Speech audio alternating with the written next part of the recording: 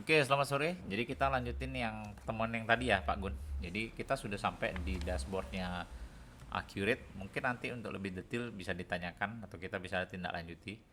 Jadi untuk di awal tuh biasanya kita akan ketemu dashboard untuk memulai data usaha nih. Jadi database lah ceritanya. Kita tinggal isi. Jadi kita tinggal pilih sesuai. Terus akhirnya akan ada database yang muncul. Nah, di sini kita bisa pilih. Oke, ini untuk tampilan ya, tampilan dari Accurate Online sendiri, di mana di sini tuh untuk di awal pasti akan ada feed lah, ceritanya feed untuk news. Nah, ada dashboard dengan widget di sisi kiri, di sini tuh itu modul-modul yang diperoleh. Ada pengaturan, perusahaan, buku besar, kas dan bank, penjualan, pembelian, persediaan, aset tetap, smart link, teks, sama daftar laporan. Ini yang tadi saya bilang 200 ya. Oke, jadi kalau yang pertama ini, jadi karena kita sebagai administrator biasanya akan kebuka semuanya nih. Di pengaturan tuh ada preference. Jadi preference tuh untuk setting lah, masih kaitannya dengan setting. Jadi setting di sini tuh untuk fitur, pajak, penjualan, pembelian. Jadi fitur seperti apa.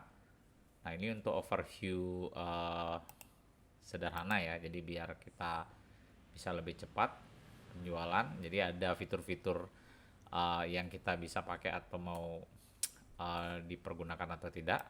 Ada pembelian. Jadi settingan ini masih bisa menyesuaikan. Restriction. Oke, approval untuk fitur penjualan, pembelian, persediaan dan lainnya. Lampiran, atribut tambahan, custom input untuk form-form. Jadi kita masih sangat fleksibel dan dinamis.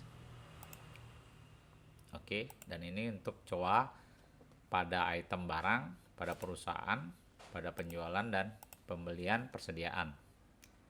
Jadi misalnya lain-lain. Tapi ini preferensi untuk setting penyesuaian lah, kira-kira dari fitur yang nantinya akan tampil secara default. Oke, berikutnya ada perusahaan.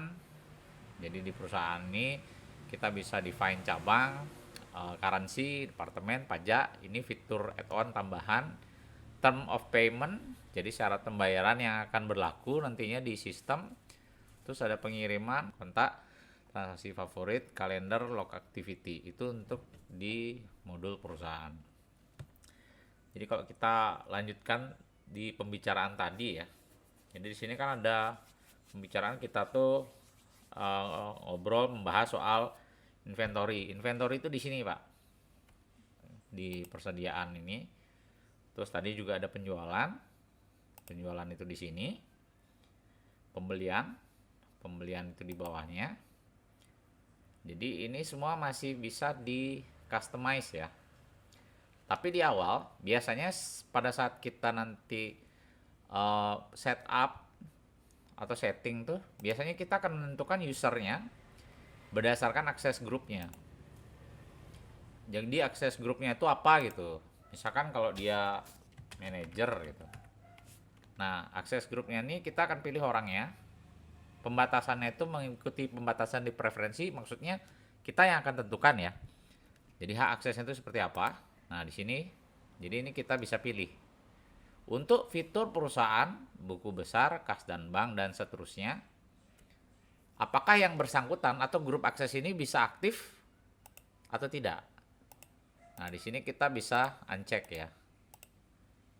Jadi kita bisa pastikan untuk grup akses ini apakah pada fitur ini itu dia bisa punya apa namanya ability untuk buat ubah hapus data dan aktif pada data tersebut.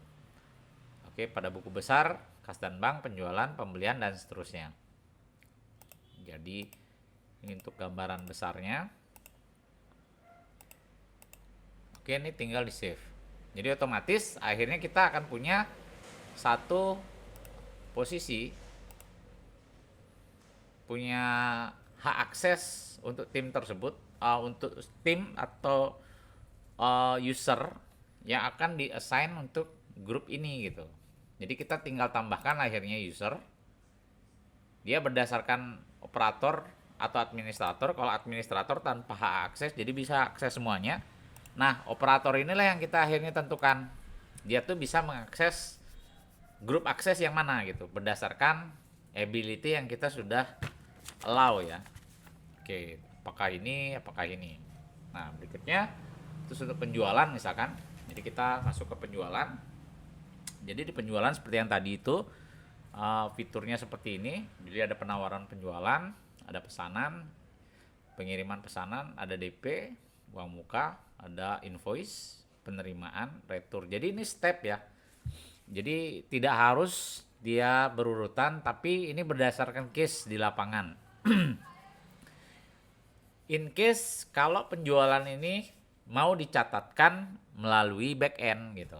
Jadi karena di awal kita ngobrolnya penjualan itu melalui POS, biasanya yang kita akan lihat nantinya di sini adalah faktur otomatis terbuat, penerimaan penjualan otomatis terbuat. Tapi untuk retur kita lakukan di sini. Jadi retur penjualan yang kaitannya dengan pelanggan. Oke, nah di sini contohnya, jadi kita bisa pilih pelanggan yang akan melakukan retur. Oke, mata uangnya itu. Nah, retur dari mana? Nah, ini pilihannya. Apakah dari faktur, dari invoice-nya, atau dari pengiriman? Kalau dari faktur nih kita bisa cari faktur yang mana. Kita tinggal pilih. Misalkan, contoh, oh ternyata dari fakturnya si itu gitu. Ini barangnya gitu. Udah, kita tinggal lanjut ini di faktur. Ini di save. Oke. Nah, sedangkan kalau dari yang lainnya, ya tinggal disesuaikan ya, Pak. Oke, tinggal disesuaikan. Jadi apakah retur dari pengiriman tanpa faktur seperti yang saya sebutkan, atau dari uang muka. Jadi dari uang muka tuh sudah dapat barang. Nah, barangnya itu tuh ditukar gitu ceritanya. Oke, itu sekilas untuk penjualan untuk retur ya. Tapi selebihnya nanti kita bisa discuss untuk lebih detail. Nah, berikutnya tuh untuk penjualan mungkin selebihnya akan lebih banyak tuh di POS nantinya. Oke, tapi yang pasti ini secara umum kita ada kategori untuk pelanggan, kategori untuk penjualan, di mana pelanggan di sini nanti kita bisa assign dengan penyesuaian harga di sini. Oke, sekian untuk penjualan untuk di backend. Berikutnya kita masuk ke pembelian. Pembelian juga sama. Jadi fitur yang ada di sini adalah fitur yang tidak harus bertahap, tapi ini pilihan tergantung permintaan atau kebutuhan. Apakah kita buat PO dulu, atau barang dulu, atau uang muka dulu, atau langsung ke invoice gitu. Itu bisa. Nah, tapi untuk returnya sendiri kurang lebih mirip seperti ini. Kita tinggal pilih suppliernya. Jadi kita tinggal pilih dia faktur atau dia retur dari mana gitu. Dan selebihnya sama, kurang lebih. Oke, ini kita langsung saja. Nah, terus fitur kas dan bank tadi ya. Untuk pembayaran, penerimaan, dan transfer bank. Jadi poinnya adalah yang kita akan define itu adalah alur uang keluar masuk. Jadi uang keluar masuk di sini, pembayaran di sini adalah semua uang yang keluar bukan dari pembelian. Nah, penerimaan di sini semua uang yang masuk bukan dari penjualan. Nah, selebihnya transfer bank.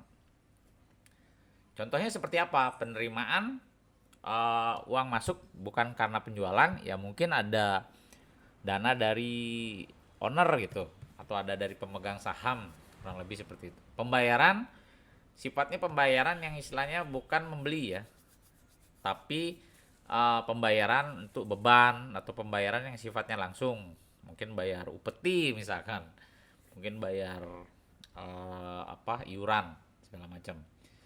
Oke, itu untuk kas dan bank. Oke, sedangkan untuk faktur, nah di sini seperti yang tadi saya sebutkan, jadi kita ada pilihan ya. Jadi ada e-faktur legacy, ada e-faktur sitas. Kita buka satu. Nah, di sini tuh kita tuh tinggal menghubungkan dengan yang memang langsung ke Cortex-nya. Jadi di sini tuh kita hanya isian form ya ceritanya. Jadi ini lebih kayak add-on ya, Pak Gun. Oke, terus untuk yang e-faktur sitas sama. Jadi kurang lebih Nanti tuh kita tinggal isi form dan kita tuh akan ada add-on yang kita bisa pilih. Jadi add-onnya seperti apa? Jadi ini penyedia koneksi untuk langsung ke Cortex-nya. Oke. Nah, berikutnya itu kita masuk ke daftar laporan. Nah, di sini laporan di sini kita punya yang tadi saya bilang 200-an lebih itu. Nah, karena untuk setiap fitur ini jadi kita bisa define, kita bisa tentukan, kita bisa custom, kita bisa modif ya. Jadi berdasarkan kebutuhan.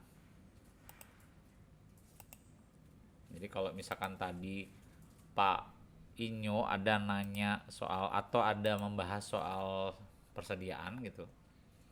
Jadi kita bisa lihat di sini. Mungkin dari nilai persediaan. Oke, ini contoh ya, Pak. Jadi stoknya, ini nilai persediaan. Dimana ini masih kita bisa modifikasi. Jadi modifikasi dari yang tampil dengan kolom script ini kita bisa tentukan lagi. Jadi kira-kira mau apa lagi yang ditampilin gitu.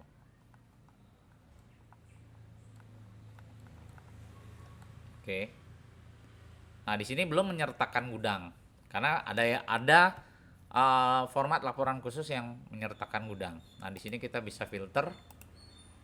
Jadi filter berdasarkan kategori, nama barang, kode barang, kuantitas, nilai, tipe nilai. Kita simpan. Nah, selebihnya itu kita juga bisa analisa itu tanpa pakai komparasi ya. Jadi grouping begitu. Nah, seperti ini. Selebihnya itu kita bisa direct export gitu, atau kita bisa save dia sebagai laporan yang terbuat baru gitu. Yang akhirnya nanti masuknya di sini. Nah, sedangkan untuk gudang, nah gudang itu sendiri dia posisinya di sini. Di sini kita bisa bikin gudang yang sebanyak-banyaknya. Di mana gudangnya itu kita beri nama dan kita assign usernya siapa yang bisa akses untuk gudangnya ini gitu. Kalau untuk format barang sendiri atau untuk item atau stok sendiri itu di sini posisinya. Jadi untuk kita bisa daftarkan. Jadi harga beli, stoknya, akunnya. Akun nih cowoknya. Nah, misalkan nih contoh ada produk ini. Nah, di sini pun kita bisa lihat harga jual, mutasi dan gudangnya. Contoh, misalkan di sini tuh kita ngelihat untuk produk ini. Jadi di gudang ini dia sekian saldonya, gudang Surabaya sekian. Mutasinya seperti apa? Nah, ini juga kita bisa cek per tanggal, range-nya seperti ini. Kita bisa lihat ya. Oke, nih stoknya. 1 Agustus 2025 ada masuk 141 gitu. Misalkan ya. Oke, stoknya seperti ini.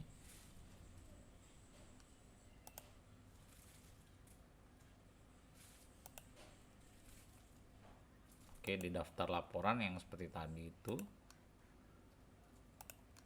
kita bisa lihat quantity barang per gudang. Per gudang yang mana dulu nih misalkan. Untuk kategori barang yang mana gitu. Semua kategori misalkan. Jadi kita bisa lihat seperti ini.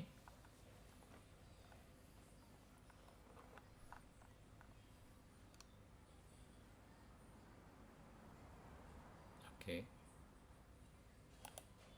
Nah, untuk contoh saya lompat-lompat ya Pak sedikit banyak. Jadi ini misalkan kita bisa buat barang ya, semen gitu, kategori semen. Nah, di sini untuk satuannya bisa leveling seperti yang saya maksud tuh, semen 1 truk. Nah, 1 truk itu ada sak. Misalkan 1 truk tuh isinya 50 sak gitu. Sedangkan sorry, 50 truk ya. Jadi kurang lebih itu kita bisa gini ya. Jadi misalkan kita mulai dari satuan terkecil gitu, satuan satu plastik gitulah,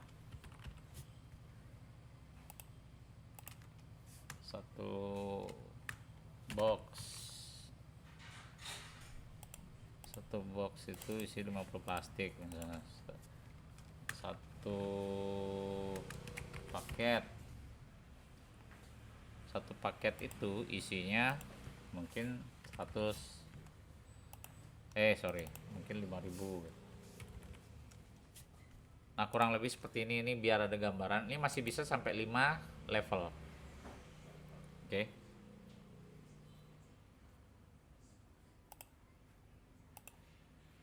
Oke, untuk misalkan kurang lebih untuk kategori barang ini pun kita bisa leveling ya, yang tadi saya bilang.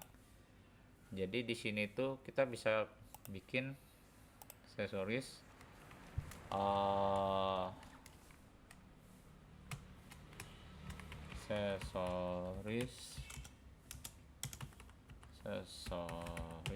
HP gitu. Jadi dia kategori siapa parentnya gitu, aksesoris. Oke. Nah ini juga kita bisa tambah aksesoris HP Android. Nah misalkan tuh, jadi kita bisa bikin berdasarkan parent yang mana, misalkan gitu. Nah ini contoh Pak ya. Karena kategori aksesoris sudah digunakan, kita tidak bisa subkategori. Jadi kurang lebih seperti itu Pak.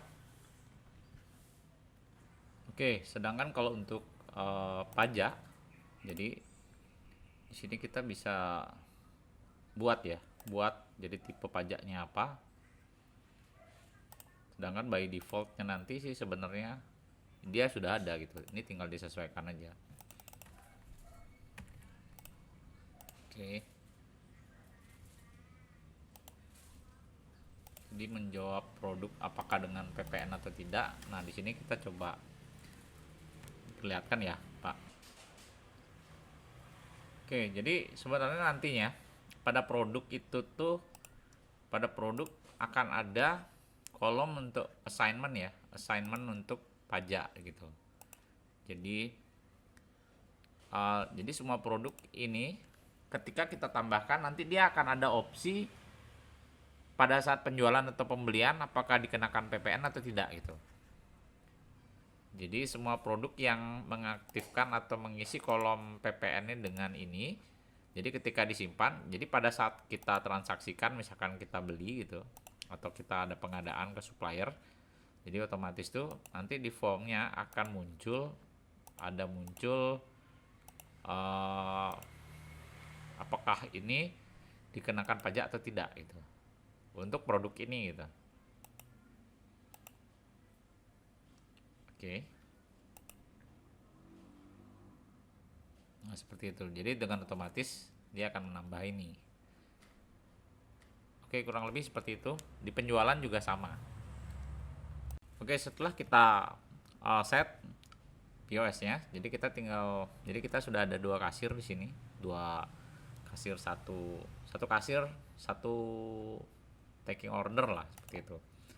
Jadi biasanya di awal tuh kita akan setting pin untuk masing-masing ya. Nah, di sini tuh kita ada menu bahwa kita tuh punya sinkronisasi terakhir di sekian. Nah, ini kita bisa lakukan manual untuk sinkron. Sinkron artinya dengan backend ya. Jadi kita bisa sinkronkan langsung secara manual. Kalaupun tidak seperti itu, dia akan otomatis sinkron sendiri. Oke, kita punya beberapa menu lainnya yang bisa disetting di backendnya. Oke, di sini coba kita mencari barang dulu. B kabel data, misalkan kita tambahkan ke keranjang. Oke, ini saya mau nyari barang yang lain gitu ceritanya, berdasarkan kategori kita bisa pilih A Y. Oke, kita bisa masukkan. Setelah itu, atau mau dengan scan ya, jadi kita bisa scan barcode untuk bisa tambahkan barang ke keranjang gitu. Oke, selanjutnya kita lihat bisa, jadi kita sudah berbelanja nih, ini kita simpan sebagai draft. Kalau piutang, oke, berikutnya juga ini aplikasi yang sederhana dari backend, jadi ini juga menjadi alternatif untuk kasir ya, atau point of sales. Nah, dimana kita bisa lakukan penjualan juga dari sini. Jadi kita bisa lakukan penjualan langsung. Kita bisa pilih pelanggan.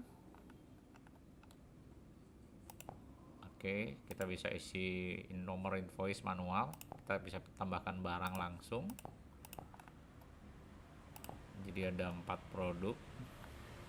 Oke, kita bisa ketik untuk pilih barang. Oke, sudah. Selain itu kita juga bisa scan ya, scan untuk tambahkan produk ke keranjang gitu. Jadi kita ada belanja total 4.600.000 misalkan seperti ini. Ini kita simpan. Oke, ini kita simpan aja sebagai draft. Nah, di sini dia akan tersimpan sebagai piutang karena ini tidak diselesaikan dia. Oke, pada backend jadi otomatis sudah ada pembelanjaan dari aplikasi atau POS yang kita lakukan gitu.